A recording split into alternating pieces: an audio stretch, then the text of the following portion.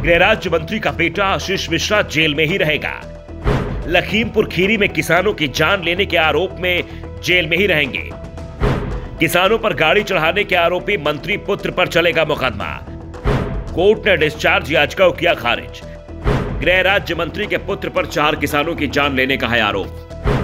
गृह राज्य मंत्री अजय मिश्रा टेनी की परेशानी कम होती नहीं दिख रही है। 6 महीने से ज्यादा का वक्त हो चुका है, बेटा जेल में है, जमानत भी नहीं मिल पा रही है। एक बार हाईकोर्ट से जमानत मिल भी गई थी, लेकिन कुछ जल्दबाजी हो गई। आशीष को जमानत पर रिहा किए जाने की राजनीतिक स्तर पर भी काफी आलोचना हुई थी।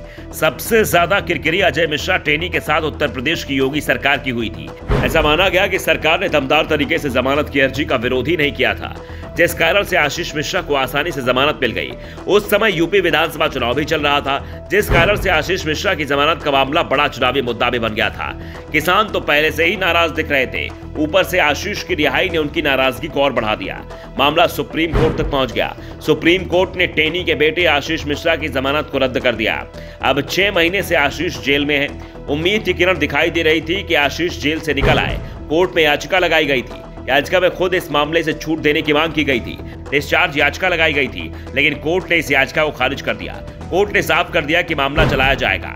एसआईटी से कहा कि वो चार्जशीट दाखिल करें। अब कोर्ट ने इस मामले में 12 दिसंबर को आगे की सुनवाई करेगा। आशीष मिश्रा को अब ट्रायल से गुजरना होगा। आशीष मिश्रा की रिहाई के लिए गृह राज्य मंत्री ने देश के सबसे बड़े और सबसे महंगे वकील मुकुल रोहतगी को हायर किया है। सुप्रीम कोर्ट तक में याचिका लगाई गई थी, लेकिन सुप्रीम कोर्ट ने कह दिया कि एसआईटी ने मामले की जांच पूरी करके चार्जशीट दाखिल कर दी है। निचली अदालत पहले चार्ज फ्रेम करेगी, वो ही पहले इस मामले पर सुनवाई करेगी, बाद में सुप्रीम कोर्ट मामले को सुनेगा। आशीष मिश्रा की तरफ से मुकुल रोहतगी पैरवी कर रहे थे। उनका कहना था कि पुलिस ने जो केस दर्ज किया है उसमें कोई चश्मदीद गवाह नहीं है, लिहाजा उसे जमानत पर रिहा करने में कोर्ट को कोई परेशानी नहीं होनी चाहिए। जब कोई चश्मदीद ही नहीं है तो गवाहों को प्रभावित करने का कोई मामला नहीं हो सकता। आशीष के वकीलों का दावा है कि जिस समय की घटना है उस समय आशीष मिश्रा मौके पर 4 किलोमीटर दूर था। लखीमपुर खीरी में उस दिन दंगल हो रहा था। ये दंगल भी अजय मिश्रा ने कराया था। दावा किया जा रहा है कि आशीष मिश्रा उस दंगल में ही मौजूद था।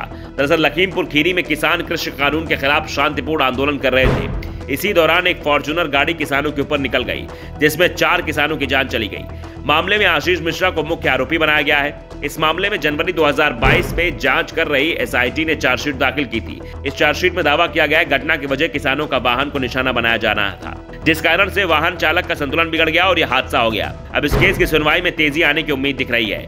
12 दिसंबर को अगली सुनवाई होनी है। अजय मिश्रा को उम्मीद है कि 12 दिसंबर को आशीष को जमानत मिल सकती है। चार्जशीट दायर हो गई है। ऐसे में अदालत अब आसानी से जमानत दे सकती है। दूसरी ओर पीड़ित पक्ष का दावा है कि केस बहुत स्ट्रांग है, गृह मंत्री के बेटे को जमानत नहीं मिलनी चाहिए, क्योंकि वो जेल से बाहर आएगा तो हम लोगों को ही सबसे ज्यादा परेशानी होगी। पहले से ही मंत्री और उनके लोगों का बहुत दबाव है। ब्यूरो रिपोर्ट, द दर्पण न्यूज।